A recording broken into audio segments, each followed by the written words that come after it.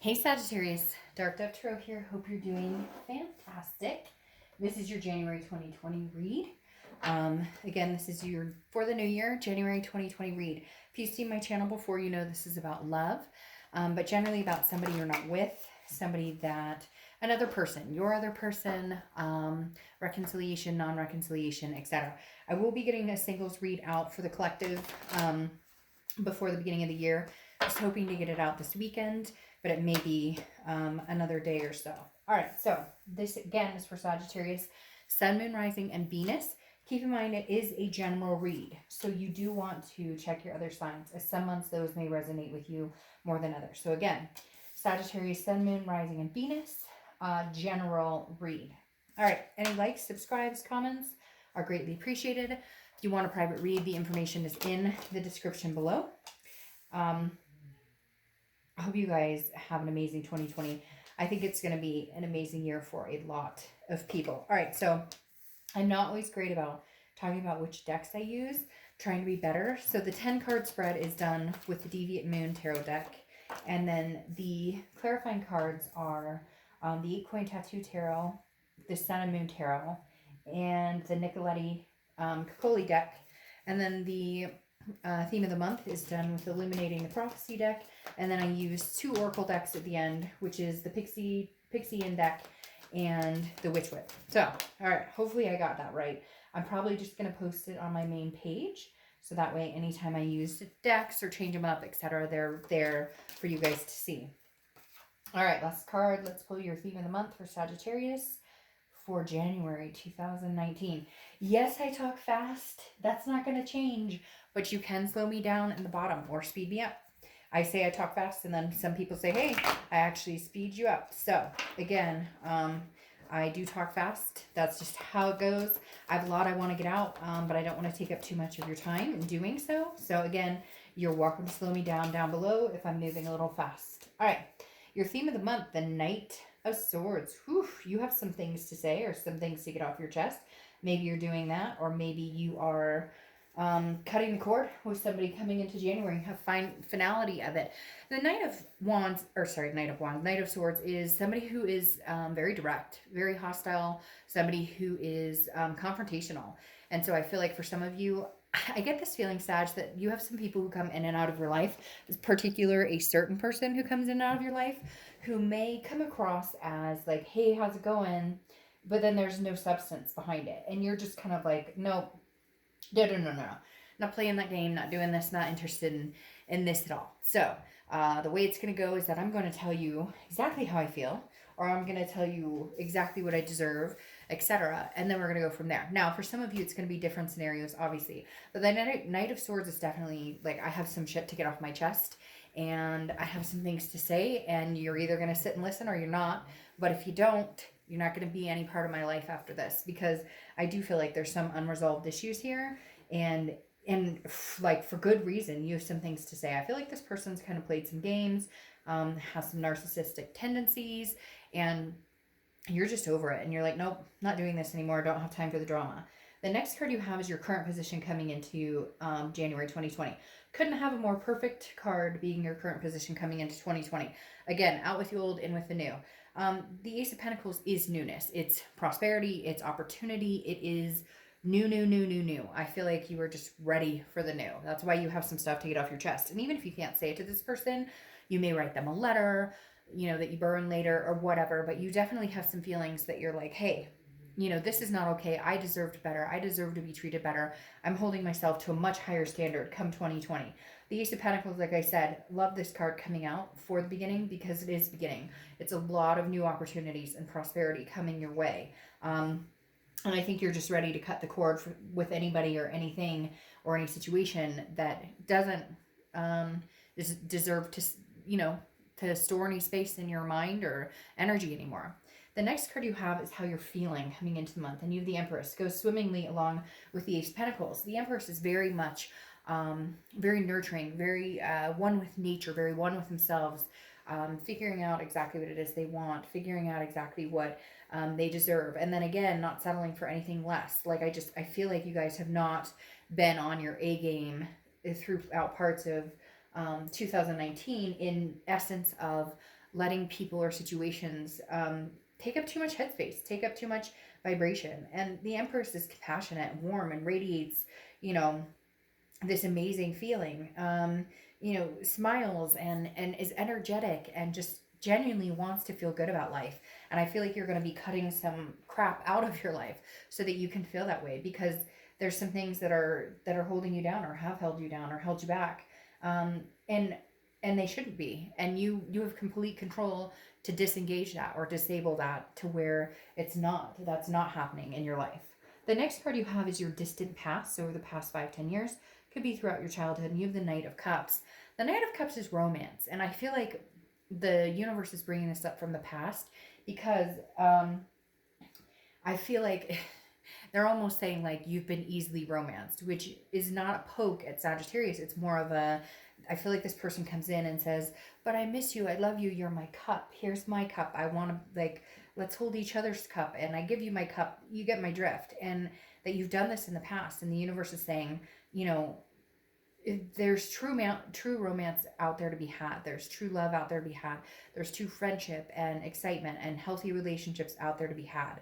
So I think the universe is basically saying with this past card to, read the red flags, trust your instinct, trust your gut, understand when it's true romance, when somebody's actually being authentic with you. And I know sometimes that's hard because a lot of times we feel like, what? This person's like that? Like they totally pulled the wool over my eyes. I can't believe it. But the Knight of Cups is definitely signifying, I feel like, the ability to find that romance again, to feel that feeling again. And the universe is saying, look, you've had it before, you'll have it again. You need to cut ties with anybody who doesn't bring prosperity or doesn't help enhance your life. The next card you have is your distant past, over the past few months, and you have the Eight of Cups. This card has been coming up quite a lot. The Eight of Cups is slow moving, stagnation, dissatisfaction. And I feel like if this person has communicated with you, it has been that. It's been disappointing. It's been like, hey, how are you doing? Great, how are you? And then nothing. I feel like there's a very big void here, Sagittarius, for you guys with this person. There's no closure. There's no actual conversation. Like if you try and talk to this person and have a serious conversation, they lead off into something else, or they start blaming you, or all of a sudden it gets flipped around on you. I just feel like this person is somebody you can't actually have a conversation with because they get hostile, or they hang up the phone, or they can't be mature about it. There's just, and so it's kind of like, I feel like you're kind of like, you're either going to listen, we're going to have a conversation, or you're not in my life anymore. Like, take it or leave it. And I feel like you're fine with either way. You're kind of like, even if we did get back together, I don't know that things would move in the direction I want, because I'm not satisfied with the situation anymore. It's not moving in a direction that is going in the direction I want to go now. The next card you have is your distant future. So over the next few months, and you have the Nine of Cups. The Nine of Cups is bliss, pleasure, fulfillment, feeling good about things, making wishes, manifesting. So I feel like Sagittarius, you're literally going to be manifesting new and positive things into your life. I feel like this person right now, just there's like a grit here that they just really get under your skin. They kind of tie you in knots, and not the good tying in knots. Like anytime they even text you or call you, if they are at all, you feel very uncomfortable. And for a lot of you, I feel like you've been completely cut off, or they've been completely cut off. But there's something coming in the next week or two, I feel like, you guys are gonna communicate. But then I feel like you guys might just go off and be like, and then you're gonna be like, whew, burden is lifted, I feel better, let's go out and get them. All right, the next card you have is your immediate future. So throughout the month of January, and you have the Five of Pentacles, okay? The Five of Pentacles is a feeling of loss. It's a feeling of despair. It's a feeling of a sadness, like you'd rather be in solitude. Now, it's interesting here because I feel like you have cut the cord with this person, even though they have been communicating with you a little bit, or vice versa. This can be for cross watchers as well, but keep in mind I read for the sign I'm reading for. All right, so the Five of Pentacles, like I said, is this helpless feeling of hurt, an overwhelming feeling. But what's interesting here is I feel like this is a reflection on them. I feel like this is a rejection on them, because either you have rejected them, you're going to reject them, you're cutting them off completely, because like I said, this Nine of Swords speaks loudly that this person has continuously not paid attention, and you're just done with it. You're not okay with it anymore, and you're not about to waste any more time or energy on it. However, they are, still watching you. They are keeping an eye on social media. What are you up to? What are you, they're like, this Five of Pentacles makes me feel like they're feeling hurt or they're feeling rejected right now, and you're just kind of like, I know that, and it's hurting me too, but this isn't working the way it's going. It's just not working. The next card you have is anything tangible throughout the month. It could be the beginning, middle, end, and this is what I'm talking about here. There goes possibly another confrontation or some sort of having a conversation, because the Queen of Swords is somebody who is wise, has learned a lot from past, and knows what they will and will not tolerate. And the Queen of Swords right here, she or he, I don't apply sex to the cards, is very critical, and somebody who has a lot to say, somebody who is like, you're going to listen to what I have to say. So I feel like there's been no real communication between you and this person, or significant communication, or anything of value, and maybe they're coming through, and you're going to give them another chance. But I do feel like you're holding your ground. Like, you're just like, I don't have time for the bullshit. Like, tell me straight up what you want. Tell me straight up. And if we can do it, if we can make it happen, if it's both what we want, if I can feel good about it, if my gut trusts it, then we'll go for it. Otherwise, I really don't care, because I'm in a good position right now. The next card you have is how you're feeling throughout the month. Well, this makes sense. This is somebody who either cheated, lied, had a third party situation, is currently in a situation like married or with somebody right now trying to contact you, or you're with somebody and they're still trying to contact you, because the Three of Pentacles is teamwork, togetherness, but it's also considered a third party card.